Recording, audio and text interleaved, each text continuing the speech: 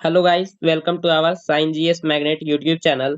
आज के सेशन में हम बिहार दरोगा भर्ती 2023 1275 पदों के लिए जिसका एग्जाम 17 दिसंबर को निर्धारित किया गया है, इसके लिए एडुटेरिया वॉल्यूम 2 सेट नंबर 6 देखेंगे। इससे पहले सेट नंबर 1 से लेकर सेट नंबर 5 तक का सॉल्यूशन प्रीवियस वीडियोस में फुल डिटेल वाइज सॉल्व करा दिया गया है। अगर अभी तक आपने इस वीडियोस को नहीं देखा है तो डिस्क्रिप्शन में दिए गए लिंक पर क्लिक करके आप सभी वीडियोस को देख सकते हैं। तो चलिए इस सेशन को शुरू करते हैं। इस सेशन को शुरू करने से पहले इस वीडियो को लाइक और चैनल को सब्सक्राइब जरूर करें। मैं इस सेशन में काफी सारा एक्स्ट्रा फैक्ट्स बताते चलूंगा, आप उसे भी नोट डाउन करेंगे। फर्स्ट प्रश्न है, किसी राज्य में विधान परिषद का गठन एवं उसकी समाप्ति की जा सकती है? तो यह किया जा सकता है संबंधित राज्य की विधानसभा द्वारा पूर्ण बहुमत से पारित प्रस्ताव एवं संसद से पारित विधि द्वारा। Option B is the correct answer. संविधान के अनुच्छेद 169 के फर्स्ट के अनुसार किसी राज्य में विधान परिषद का गठन तथा उसकी समाप्ति का प्रावधान किया गया है। यही अगर पूछा जाए कि भारत के कितने राज्यों में विधान परिषद का प्रावधान है, तो यह कुल 6 राज्यों में विधान परिषद का प्रावधान है। यूपी, बिहार, महाराष्ट्र, कर्नाटक, तेलंगाना और आंध्र प्रदेश में। नेक्स्ट प्रश्न देखेंगे, निम्न में से किस राज्य में राज्यसभा की सीटों की संख्या समान नहीं है? सीटों की संख्या समान नहीं है पूछा गया है। तो महाराष्ट्र में राज्यसभा की सीटों की संख्या 19 है, जबकि मध्य प्रदेश में 11 है, गुजरात में 11 है और आंध्र प्रदेश में भी 11 है। तो इस प्रकार option A is the correct answer. यही अगर जब बिहार का पूछा जाए, बिहार की राज्यसभा की सीटों की संख्या तो 16 हो जाएगा और उत्तर प्रदेश का हो जाएगा 31। संविधान के किस अनुच्छेद में राज्यसभा का गठन का चर्चा किया गया है? तो याद रखेंगे अनुच्छेद 80 में किया गया है और 81 में लोकसभा के गठन की चर्चा की गई है, इसे भी ध्यान रखेंगे। नेक्स्ट, संसदीय प्रणाली में लेमडक सत्र से तात्पर्य है। संसदीय प्रणाली में लेमडक सत्र से तात्पर्य है नई लोकसभा गठन के पूर्व एवं वर्तमान लोकसभा का अंतिम सत्र से। Option D is the correct answer. यही वर्तमान लोकसभा के वे सदस्य जो नई लोकसभा हेतु निर्वाचन नहीं हो पाते हैं, वह लेमडक कहलाते हैं, इसे भी ध्यान रखेंगे। नेक्स्ट, बिहार पंचायती राज अधिनियम 2006 के अंतर्गत 2 ग्राम सभा के बैठकों के बीच अधिकतम कितनी अवधि के अंतर होना चाहिए? तो यह होना चाहिए 3 महीना का। Option B is the correct answer. Next, किस अधिनियम के अंतर्गत केंद्रीय बजट को राज्य बजट से अलग किया गया? तो यह किया गया है भारत शासन अधिनियम 1919 के अंतर्गत। Option C is the correct answer. यही इसी अधिनियम के तहत केंद्र में द्विसदनात्मक विधायिका की भी स्थापना की गई थी और इस अधिनियम के द्वारा प्रांतों में द्वैध शासन की प्रणाली को भी लागू किया गया था, इसे भी ध्यान रखेंगे। नेक्स्ट, भारतीय संविधान में तदर्थ न्यायाधीशों की नियुक्ति का प्रावधान है। तो भारतीय संविधान में तदर्थ न्यायाधीशों का नियुक्ति का प्रावधान है सर्वोच्च न्यायालय में। Option A is the correct answer. जब कभी उच्चतम न्यायालय में कोरम पूरा करने में अस्थायी न्यायाधीशों की संख्या कम हो रही हो, तब भारत का मुख्य न्यायाधीश किसी उच्च न्यायालय के किसी न्यायाधीश को अस्थायी काल के लिए उच्चतम न्यायालय में तदर्थ न्यायाधीश के रूप में ला सकते हैं, नियुक्त कर सकते हैं। नेक्स्ट, संविधान के किस अनुच्छेद के तहत संसद द्वारा किसी राज्य को अनुदान उपलब्ध कराया जाता है? तो यह कराया जाता है अनुच्छेद 275 के तहत। Option B is the correct answer. भारतीय संविधान के अनुच्छेद 275 के अंतर्गत संसद को यह अधिकार है कि वह राज्यों को आवश्यकता पड़ने पर अनुदान उपलब्ध कराएगा। यह राशि भारत के संचित निधि पर भारित होती है। नेक्स्ट, 8 नंबर प्रश्न है, निम्न में से कौन सा संविधान संशोधन अधिनियम वस्तु एवं सेवा कर से संबंधित है? मतलब जीएसटी से संबंधित है। तो यह हो जाएगा 101वां संविधान संशोधन 2016 द्वारा। तो ये कहाँ दिया गया है? Option D is the correct answer. 101वां संविधान संशोधन अधिनियम 2016। यह अधिनियम 1 जुलाई 2017 से लागू हो गई थी पूरे भारत में। नेक्स्ट, विधि का शासन संबंधित प्रावधान को किस देश के संविधान से लिया गया है? तो विधि द्वारा स्थापित प्रक्रिया अगर पूछे तो वह हो जाएगा जापान, परंतु विधि का शासन 9 नंबर प्रश्न है, विधि का शासन संबंधित प्रावधान को किस देश के संविधान से लिया गया है? तो यह लिया गया है ब्रिटेन के संविधान से। Option A is the correct answer. यही अगर पूछा जाए कि विधि द्वारा स्थापित प्रक्रिया कहाँ से लिया गया है, तो वह जापान से लिया गया है, जबकि अमेरिका से मूल अधिकार लिया गया है, और कनाडा से क्या लिया गया है, तो संघीय पद्धति कनाडा से लिया गया है। नेक्स्ट, दिए गए विकल्पों में कौन सी भाषा 8वीं अनुसूची में शामिल नहीं है? 8वीं अनुसूची में शामिल नहीं है पूछा गया है, तो यह हो जाएगा इनमें से कोई नहीं। ये सिंधी, मराठी, नेपाली ये सभी 8वीं अनुसूची में शामिल है। यही पूछे कि 8वीं अनुसूची में कुल कितनी भाषाओं का वर्णन है, तो कुल 22 भाषाओं का वर्णन है। और सिंधी का याद रखेंगे, सिंधी को 21वां संविधान संशोधन 1967 द्वारा जोड़ा गया था। नेक्स्ट, विश्व जल संरक्षण दिवस प्रतिवर्ष कब मनाया जाता है? तो यह मनाया जाता है 22 मार्च को। Option A is the correct answer. 22 मार्च को ही बिहार दिवस के रूप में भी मनाया जाता है, इसे भी ध्यान रखेंगे। पंचायती राज दिवस कब मनाया जाता है? तो यह 24 अप्रैल को पंचायती राज दिवस मनाया जाता है, और 5 जून को विश्व पर्यावरण दिवस के रूप में मनाया जाता है। 11 जुलाई को विश्व जनसंख्या दिवस के रूप में भी मनाया जाता है। मैं काफी सारा एक्स्ट्रा फैक्ट्स बताते चल रहा हूँ, आप इसे नोट डाउन करते चलेंगे। 12 नंबर प्रश्न है, कांवर झील जो रामसर स्थल की सूची में सूचीबद्ध किया गया है, यह बिहार के किस जिले में स्थित है? यह बिहार के बेगूसराय में स्थित है। Option B is the correct answer. Kanwar झील बेगूसराय में स्थित है। यह देश का 39वां रामसर साइट है। कितना है? 39वां रामसर साइट के रूप में शामिल किया गया है। नेक्स्ट, IUCN का मुख्यालय कहाँ स्थित है? IUCN का मुख्यालय कहाँ स्थित है? तो यह हो जाएगा स्विट्जरलैंड में। Option B is the correct answer. इसकी स्थापना कब हुई थी? तो इसकी स्थापना 1948 में की गई थी। नेक्स्ट, किस बायोम में सबसे कम तापांतर पाया जाता है? तो कहाँ पाया जाता है यह? तो हो जाएगा सदाबहार वन बायोम में। Option D is the correct answer. Bharat के अधिकांश वन्य जीव संरक्षित क्षेत्र घिरे हुए हैं। यह भारत के अधिकांश वन्य जीव संरक्षित क्षेत्र घिरे हुए हैं मानवीय बस्तियों से। Option D is the correct answer. One report 2021 के अनुसार भारत में वन आच्छादन केवल 24.62% है, इसे ध्यान रखेंगे। जबकि यह होना कितना चाहिए? यह होना चाहिए 33%। नेक्स्ट, मिष्टी योजना जो हाल ही में शुरू किया गया है, इसका संबंध किससे है?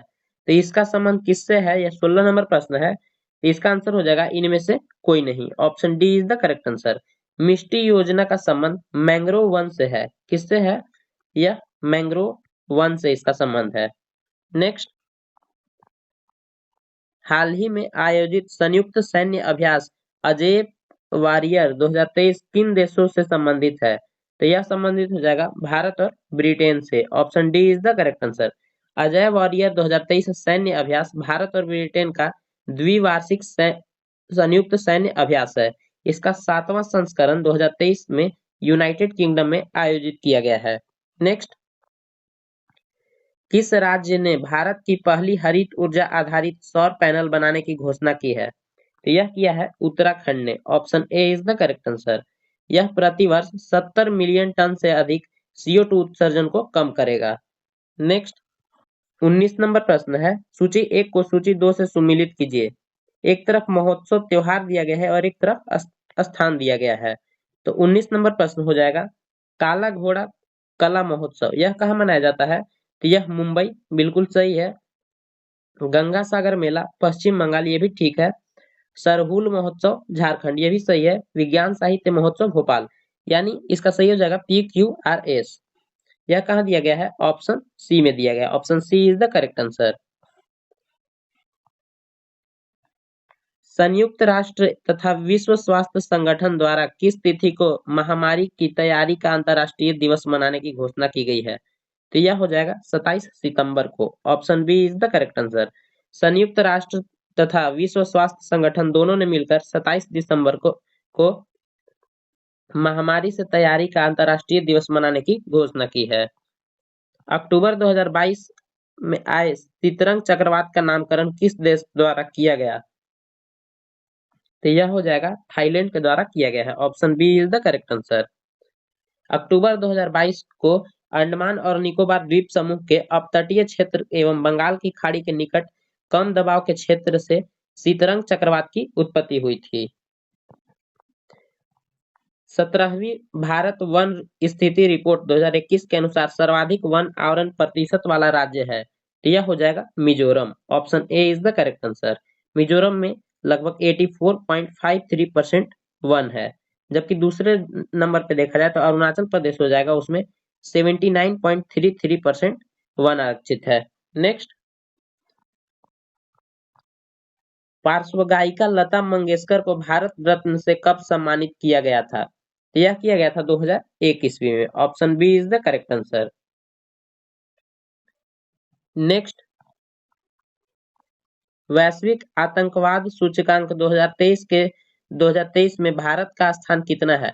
भारत का स्थान पूछा जाए तो यह हो जाएगा 13, और पहले स्थान पर कौन हो जाएगा? तो पहले स्थान पर अफगानिस्तान हो जाएगा। नेक्स्ट, 32वें बिहारी पुरस्कार 2022 से किसे सम्मानित किया गया है? तो 25 नंबर प्रश्न का आंसर हो जाएगा डॉक्टर माधव हाड़ा को। Option A is the correct answer. और यही अगर पूछा जाए 31वां किसे सम्मानित किया गया था, तो वह किया गया था 31वां बिहारी पुरस्कार 2021 से सम्मानित मधु कांकरिया को किया गया था, इसे भी ध्यान रखेंगे। नेक्स्ट, और ज्ञान चतुर्वेदी को क्या दिया गया है? तो ज्ञान चतुर्वेदी को 32वें व्यास सम्मान 2022 से सम्मानित किया गया है। निम्नलिखित में से किसे चिकित्सा के क्षेत्र में नोबेल पुरस्कार 2022 से सम्मानित किया गया है? तो यह किया गया है स्वांते पोबो को। Option A is the correct answer. Next, 27 number प्रश्न है, G7 शिखर सम्मेलन 2024 का आयोजन कहाँ किया जाएगा? तो जो 2024 में G7 शिखर सम्मेलन होगा वह 50वां G7 शिखर सम्मेलन होगा। यह कहाँ किया जाएगा? तो यह इटली में किया जाएगा। Option D is the correct answer. Next, मार्च 2023 में अंतर्राष्ट्रीय योग महोत्सव का आयोजन कहाँ किया गया? तो यह मार्च 2023 में ऋषिकेश में किया गया है। Option C is the correct answer. यह महोत्सव का मुख्य उद्देश्य शरीर, मन और आत्मा के पूर्ण सामंजस्य को प्राप्त करना है। अर्जेंटीना ने किस देश को हराकर 22वां फीफा विश्व कप 2022 जीता? तो यह जीता है फ्रांस को हराकर। Option D is the correct answer. यही अगर पूछा जाए कि गोल्डन बूट किसे मिला है, तो गोल्डन बूट किलियान एम्बापे जो कि फ्रांस के खिलाड़ी थे, तो उसे मिला है, और गोल्डन बॉल दिया गया है लियोनेल मेसी को। नेक्स्ट, प्रौद्योगिकी हस्तांतरण योजना का संबंध किस राज्य से है? यह हो जाएगा केरल से है। Option A is the correct answer. इसका मुख्य उद्देश्य है देश में सरकारी अनुसंधान संस्थाओं से प्रौद्योगिकी लाइसेंस प्राप्त करने के लिए नए स्टार्टअप उद्यमों द्वारा किए गए व्यय की पूर्ति के लिए योजना बनाना। नेक्स्ट, कन्या शिक्षा परिवेश उत्सव अभियान निम्नलिखित में से किसके द्वारा जारी किया गया? तो यह जारी किया गया है महिला और बाल विकास मंत्रालय द्वारा, शिक्षा मंत्रालय द्वारा और यूनिसेफ द्वारा, यानी उपरोक्त सभी के द्वारा। Option D is the correct answer.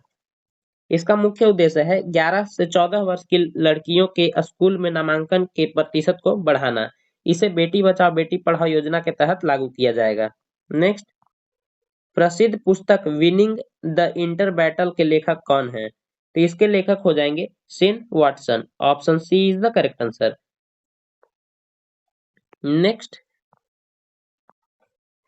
राष्ट्रीय सतत तटीय प्रबंधन केंद्र की पहली बैठक कहाँ आयोजित की गई?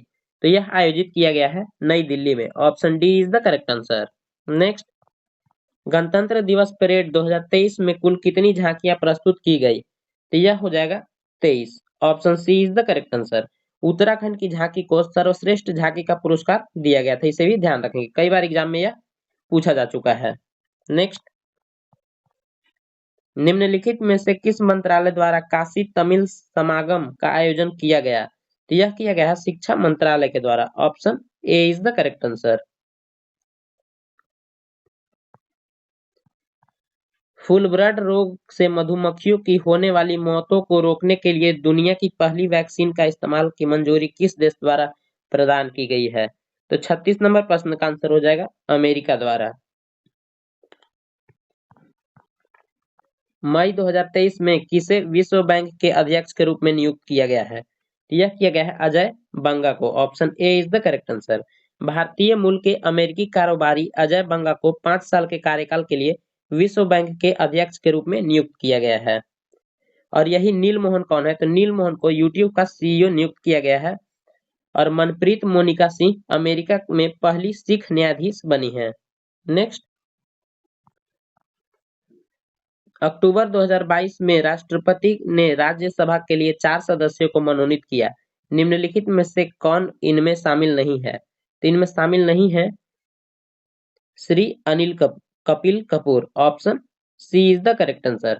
जबकि वीरेंद्र हेगड़े, केवी विजेंद्र प्रसाद और इलैया राजा को नियुक्त किया गया है। इनके साथ एक और कौन है? तो पीटी उषा को नियुक्त किया गया है, इसे भी ध्यान रखेंगे।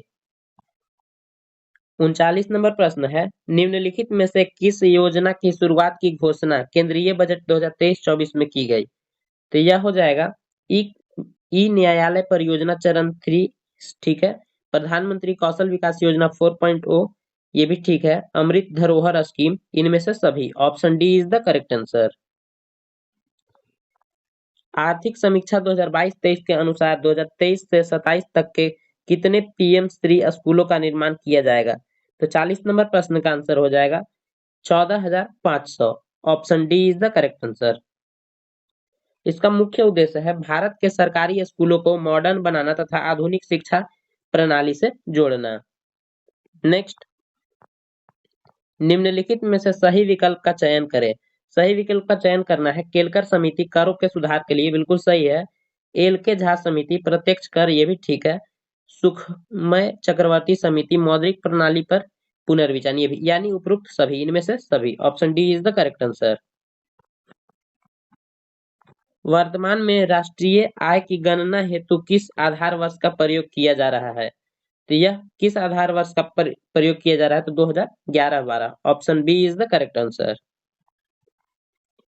राष्ट्रीय मुद्रा के प्रतीक चिन्ह को किस वर्ष अपनाया गया? तो यह अपनाया गया है 2010 में, option B is the correct answer. 15 जुलाई 2010 को तत्कालीन वित्त मंत्री प्रणब मुखर्जी के द्वारा प्रोफेसर डी उदय कुमार द्वारा डिजाइन किए गए मुद्रा के प्रतीक को अपनाने की घोषणा की गई थी। निम्नलिखित में कौन अल्प विकसित अर्थव्यवस्था की विशेषता है? तो यह विशेषता पूछा गया है, तो हो जाएगा प्रति व्यक्ति निम्न आय, बिल्कुल ठीक है। निम्न आश्रित अनुपात, पूंजी निर्माण की उच्च दर, प्राथमिक क्षेत्र में अधिक कार्यबल, यानी 1 और 4, option C is the correct answer. Next, mid day meal योजना की शुरुआत किस पंचवर्षीय योजना के दौरान की गई थी? तो यह किया गया था 8वें पंचवर्षीय योजना के दौरान, option C is the correct answer. यह कब किया गया था? तो 8वीं पंचवर्षीय योजना का कार्यकाल कब से कब तक था? तो 1992 से लेके 97 तक था, इसे भी ध्यान रखेंगे। मिड डे मील के अंतर्गत, इस योजना के अंतर्गत पूरे देश के प्राथमिक एवं मध्य स्कूलों के छात्रों को दोपहर का भोजन निःशुल्क उपलब्ध कराया जाता है। निम्नलिखित में कौन सा कथन सही है? सही कथन पूछा गया है, तो इसमें हो जाएगा ऑप्शन डी। सबसे कम उम्र के कांग्रेस अध्यक्ष अबुल कलाम आजाद थे, यह कथन सही दिया गया है। जबकि कांग्रेस की प्रथम महिला अध्यक्ष एनी बेसेंट थी, इसे ध्यान रखेंगे, ना कि सरोजनी नायडू थी। और बिहार में कांग्रेस का अधिवेशन एक बार हुआ, तो बिहार में कांग्रेस का अधिवेशन एक बार नहीं बल्कि 2 बार किया गया था। गांधी जी ने कांग्रेस की अध्यक्षता 2 बार की थी, ये भी गलत है, सिर्फ एक बार बेलगाम अधिवेशन में किया गया था गांधी जी के द्वारा। नेक्स्ट, संत कबीर निम्न में से किसके शिष्य थे? संत कबीर शिष्य थे रामानंद के, option D is the correct answer. और कबीर का जन्म वाराणसी में हुआ था। इनका पालन पोषण जुलाहा दंपति नीरू तथा नीमा ने किया था। नेक्स्ट, भाषाई अखबारों पर प्रतिबंध लगाने के उद्देश्य से ब्रिटिश सरकार द्वारा वर्नाकुलर एक्ट को कब लागू किया गया था? तो यह 1878 में किया गया था, option C is the correct answer. यह एक भाषा के आधार पर प्रकाशित अखबारों पर अंकुश लगाने के उद्देश्य से बनाया गया था। 49 नंबर प्रश्न है, निम्नलिखित में से कौन भारत का प्रथम मजदूर संगठन है? तो यह हो जाएगा Bombay mill hand association, option C is the correct answer.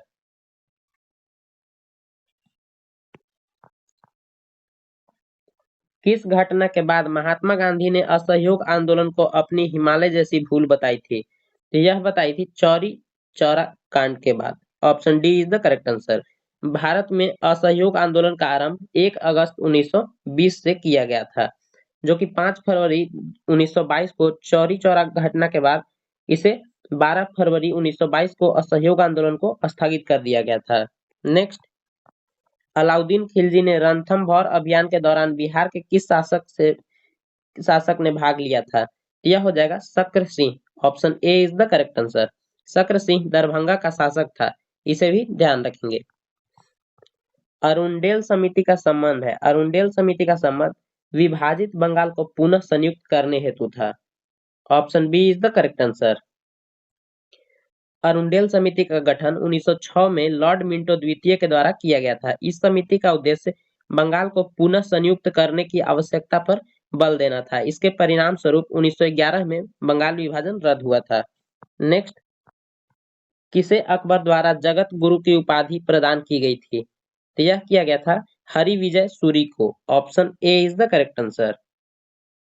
54 number प्रश्न है, अशोक के किस शिलालेख में पशु बलि की निंदा की गई है? तो यह किया गया है प्रथम शिलालेख में। Option A is the correct answer.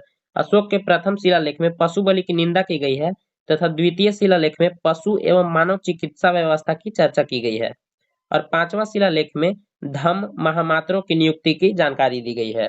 Next, किस जेल में जवाहरलाल नेहरू ने डिस्कवरी ऑफ इंडिया पुस्तक की रचना की थी? तो यह किया गया था अहमदनगर जेल में। Option B is the correct answer.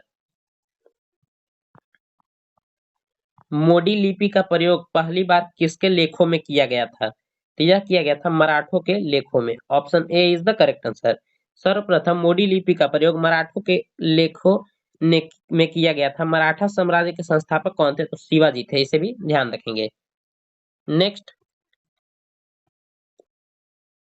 Maurya काल में प्रणय किस प्रकार का कर था? तो यह आपातकालीन कर था। Option C is the correct answer. Rigveda की कौन सी एकमात्र शाखा है जो वर्तमान में भी उपलब्ध है? तो यह हो जाएगा Sakal. Option A is the correct answer.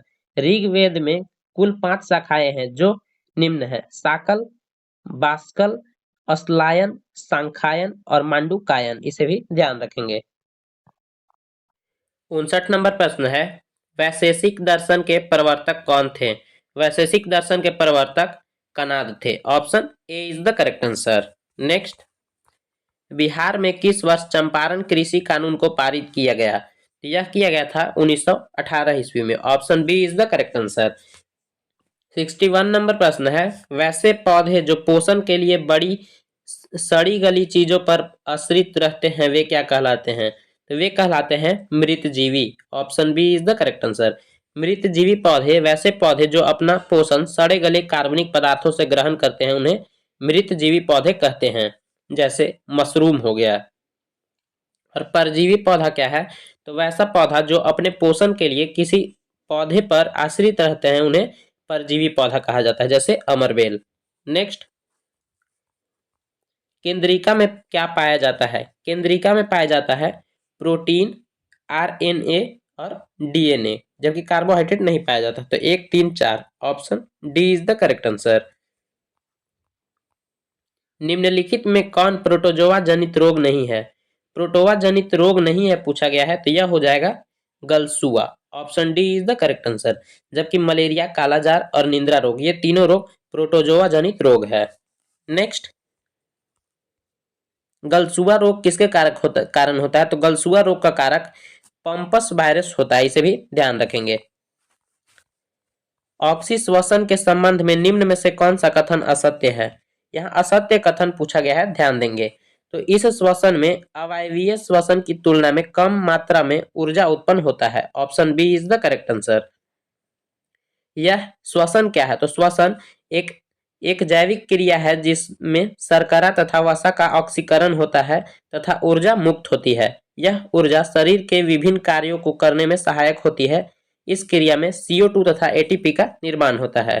Next, 65 number प्रश्न है, मानव शरीर में सबसे बड़ी अंतःस्रावी ग्रंथि निम्न में से कौन है? यह हो जाएगा thyroid. Option B is the correct answer. Next, और यही अगर पूछा जाए कि मानव शरीर की सबसे बड़ी ग्रंथि कौन है, तो मानव शरीर की सबसे बड़ी ग्रंथि हो जाएगी यकृत और मानव शरीर की सबसे बड़ी अंतःस्रावी ग्रंथि थायराइड।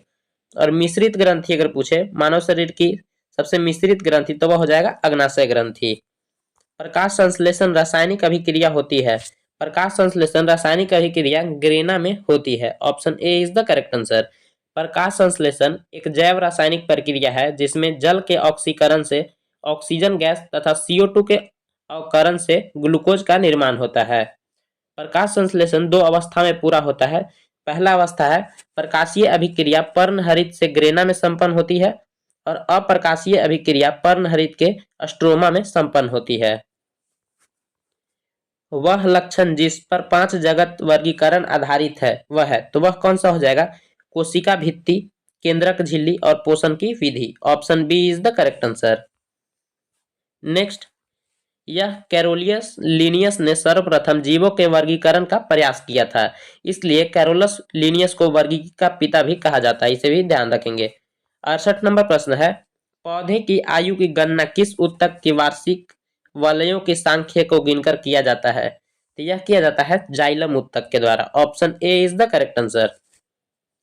जाइलम ऊतक जल संवाहक ऊतक है जो मृदा से अवशोषित जल एवं खनिज लवणों को मूल से पादप के अन्य भागों तक पहुंचाता है। जबकि यही पूछे फ्लोएम ऊतक, तो फ्लोएम भोजन संवाहक ऊतक है जो प्रकाश संश्लेषण क्रिया के पश्चात बने भोज्य पदार्थ का संवहन करता है।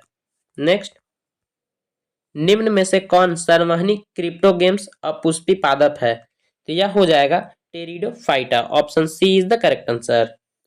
टेरिडोफाइटा संवहनी क्रिप्टोगेम्स पादप है। इन पादपों में जल तथा भोजन के संवहन के लिए विशिष्ट ऊतक पाए जाते हैं। नेक्स्ट, पेयजल में फ्लोराइड की मात्रा अधिक होने के कारण किससे संबंधित रोग होता है? तो यह होता है हड्डी से संबंधित रोग। Option A is the correct answer. Next, 71 number प्रश्न देखेंगे। अगर सेशन को अभी तक आपने लाइक नहीं किया तो सेशन को लाइक और चैनल को सब्सक्राइब जरूर करें। प्लूटोनियम न्यूक्लाइड के नाभिक में न्यूट्रॉनों की संख्या कितनी होती है? तो न्यूट्रॉनों की संख्या कितना हो जाएगा? 71 नंबर प्रश्न का आंसर हो जाएगा option C is the correct answer, 148। 242 से 94 को घटाएंगे तो आंसर आ जाएगा। नेक्स्ट, स्थिर ताप पर गैस के निश्चित द्रव्यमान का आयतन कम करने पर दाब क्या होगा? तो दाब हमेशा बढ़ेगा। Option B is the correct answer. V directly proportional 1/P। Gammexane DDT और ब्लीचिंग पाउडर में महत्वपूर्ण यौगिक है, तो महत्वपूर्ण यौगिक हो जाएगा chlorine. Option D is the correct answer. यही DDT का फॉर्मूला पूछे सूत्र तो वह हो जाएगा C14H9Cl15। इसे ध्यान रखेंगे, कई बार एग्जाम में पूछा जा चुका है। रासायनिक परिवर्तन के लिए असत्य कथन है, यह असत्य कथन पूछा गया है तो यह हो जाएगा यह उत्क्रमणीय परिवर्तन है। ऑप्शन ए गलत कथन दिया गया है। रासायनिक परिवर्तन एक अनुक्रमणीय अभिक्रिया होती है जिसमें पदार्थ के रासायनिक गुणधर्म परिवर्तित हो जाते हैं और एक नए पदार्थ का निर्माण होता है, जैसे दूध से दही का बनना। नेक्स्ट, कैलेमाइन एक खनिज है जिसका रासायनिक सूत्र है, तो जिसका रासायनिक सूत्र हो जाएगा ZnCO3। Option D is the correct answer. Calamine जस्ते का एक अयस्क है जिसका रासायनिक सूत्र ZnCO3 होता है। नेक्स्ट, यदि किसी वस्तु का वेग दुगुना कर दिया जाए तो उसकी गतिज ऊर्जा हो जाएगी, तो उसकी गतिज ऊर्जा 4 गुना हो जाएगी। Option D is the correct answer. Kinetic energy बराबर क्या होता है? तो हाफ mv² होता है, इसे ध्यान रखेंगे। जहां m क्या होता है? तो m वस्तु का द्रव्यमान होता है तथा v वस्तु का वेग होता है। H2SO4 का परमाणुकता कितना होगा? तो इसका परमाणुकता हो जाएगा 7 हो जाएगा। हाइड्रोजन का 2 हो गया, सल्फर का 1 हो जाएगा और ऑक्सीजन का 4 हो जाएगा, तो कुल 7। Option D is the correct answer. पृथ्वी पर किसी वस्तु का पलायन वेग चंद्रमा पर उस वस्तु के पलायन वेग का होगा, तो पलायन वेग से क्या होगा? तो इसका सही आंसर हो जाएगा अधिक होगा। Option B is the correct answer. Next, 79 number प्रश्न है, सौर सेल बनाने के लिए कौन सा पदार्थ उपयोग किया जाता है? तो यह हो जाएगा silicon. Option D is the correct answer. सौर सेल सौर ऊर्जा को विद्युत ऊर्जा में परिवर्तित करता है, इसे भी ध्यान रखेंगे। प्रतिध्वनि सुनाई देती है, प्रतिध्वनि सुनाई देती है ध्वनि तरंगों के परावर्तन के कारण। Option B is the correct answer. प्रतिध्वनि सुनने के लिए श्रोता और परावर्तक सतह के मध्य 17 मीटर की दूरी होनी आवश्यक होती है, इसे ध्यान रखेंगे। नेक्स्ट, सह्याद्री के नाम से निम्नलिखित में से कौन जाना जाता है? तो सह्याद्री के नाम से पश्चिमी घाट को जाना जाता है। Option B is the correct answer. Next, Thal Ghat, भोर घाट एवं पाल घाट पश्चिमी घाट में ही स्थित प्रमुख दर्रे हैं, इसे भी ध्यान रखेंगे। भारत और नेपाल के मध्य कौन सी नदी सीमा बनाती है? तो यह हो जाएगा काली नदी। Option C is the correct answer. Next, Bharat के उत्तरी मैदान में शीतकालीन में वर्षा किस कारण होती है? तो यह होता है पश्चिमी विक्षोभ के कारण। Option A is the correct answer. पश्चिमी विक्षोभ से शीतकाल में भारत के उत्तरी मैदान में वर्षा होती है। इसकी उत्पत्ति मुख्यतः भूमध्य सागर एवं अटलांटिक महासागर से होती है। नेक्स्ट, सूची 1 को सूची 2 से सुमेलित कीजिए। सूची 1 में वनस्पति दिया गया है और सूची 2 में क्षेत्र। उष्णकटिबंधीय वन, उष्णकटिबंधीय वन कहाँ पाए जाएंगे? तो साइलेंट वैली हो जाएगा। और अल्पाइन वन, तो अल्पाइन वन अरुणाचल प्रदेश, पतझड़ वन हो जाएगा राजस्थान और शंकु वृक्ष हिमाचल प्रदेश। इसका सही आंसर हो जाएगा 3, 2, 1, 4। 3, 2, 1, 4 कहाँ दिया गया है? तो इसका सही आंसर हो जाएगा ऑप्शन सी। नेक्स्ट, कोरबा कोयला क्षेत्र किस राज्य में स्थित है? कोरबा कोयला क्षेत्र छत्तीसगढ़ में स्थित है। Option D is the correct answer. Next, निम्नलिखित में से कौन जीवाश्म ईंधन नहीं है? जीवाश्म ईंधन नहीं है पूछा गया है, तो यह हो जाएगा लकड़ी। बाकी कोयला, पेट्रोल, डीजल ये सभी क्या है? तो ये सभी जीवाश्म ईंधन का उदाहरण है। जीवाश्म ईंधन करोड़ों वर्ष पूर्व मृत जानवर और पेड़ पौधे के अवशेष से बने ईंधन को कहते हैं। जीवाश्म ईंधन के अंतर्गत कोयला, डीजल, पेट्रोल, केरोसिन तेल इत्यादि आते हैं। नेक्स्ट, शून्य अंश अक्षांश तथा शून्य अंश देशांतर मिलते हैं, यह कहाँ मिलते हैं? तो यह अटलांटिक महासागर में मिलते हैं। Option B A is the correct answer. Next, Agulhas जलधारा किस महासागर में प्रवाहित होने वाली जलधारा है? तो अगुलहास जलधारा हिंद महासागर, इसका सही आंसर हो जाएगा ऑप्शन ए। अगुलहास धारा हिंद महासागर में बहने वाली एक गर्म जलधारा है, इसे भी ध्यान रखेंगे, गर्म जलधारा है। नेक्स्ट, हैली नामक धूमकेतु का परिक्रमण काल है, तो यह हो जाएगा 76 वर्ष। Option C is the correct answer. Halley नामक धूमकेतु का परिक्रमण काल है 76 वर्ष। यह अंतिम बार 1986 में दिखाई दिया था। अगली बार यह 2062 में दिखाई देगा, इसे भी ध्यान रखेंगे। नेक्स्ट, विश्व ग्लोब के निर्माता हैं, विश्व ग्लोब के निर्माता मार्टिन बैहम है। Option B is the correct answer. चर्चित पुस्तक अर्थशास्त्री गांधी के लेखक कौन है? अर्थशास्त्री गांधी के लेखक हो जाएंगे Jayatirtha Rao. Option B is the correct answer. 2011 के जनगणना के अनुसार भारत में पुरुष साक्षरता दर है, पुरुष साक्षरता दर हो जाएगा 80.9%। Option C is the correct answer. 2011 के जनगणना के अनुसार भारत में पुरुष साक्षरता दर 80.9 एवं महिला साक्षरता दर देखा जाए तो वह हो जाएगा 64.6% है। और जबकि भारत की कुल साक्षरता दर अगर पूछा जाए एवरेज तो 73% होती है। नेक्स्ट, कच्चे तेल का सर्वाधिक उत्पादन किस राज्य में होता है? यह होता है राजस्थान राज्य में। Option D is the correct answer. सबसे ज्यादा राजस्थान, उसके बाद हो जाएगा गुजरात, उसके बाद हो जाएगा असम। केंद्रीय गंगा प्राधिकरण की स्थापना किस वर्ष की गई थी? तो 94 नंबर प्रश्न का आंसर हो जाएगा ऑप्शन डी, 1985 में किया गया था।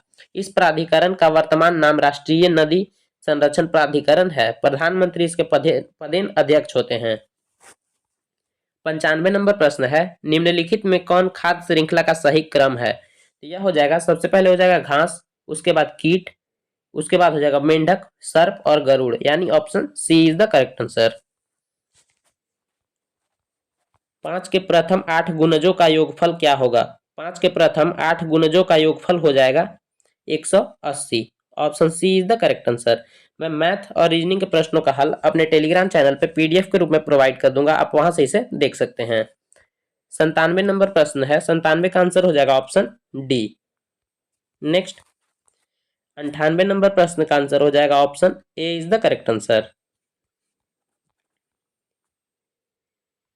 99 नंबर प्रश्न है, इसका सही आंसर हो जाएगा ऑप्शन बी। लास्ट 100 नंबर प्रश्न है, अगर अभी तक आपने सेशन को लाइक नहीं किया तो सेशन को लाइक और चैनल को सब्सक्राइब जरूर करें। 8% option B is the correct answer.